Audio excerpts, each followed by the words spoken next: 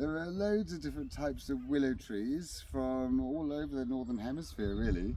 These are some of our native types of willow. There are quite a lot of different types of them. They get, I don't know, about 30, 40, 50 feet tall, and they're quite shrubby. Now this one here is a female, and this one is a male. Willows are always either male or female. A lot of trees have both genders on the same tree, but some, like holly and willow, you either get male or female. So first of all, I'll look at the male catkins here, and you can see that they're very, look at that one.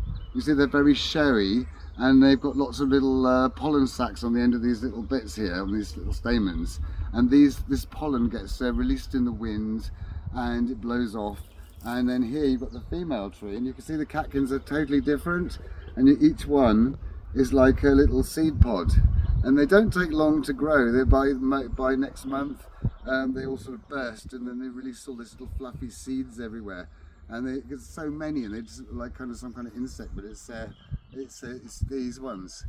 Quite often people don't know where all these little bits of fluff are coming from, but it's coming from willow trees. So you see they're not very big, they don't get much bigger, and then they just sort of, about a month from now, they'll just burst and release all their seeds. So the male willows are way more showy, and sometimes you get some garden varieties of salix, and they're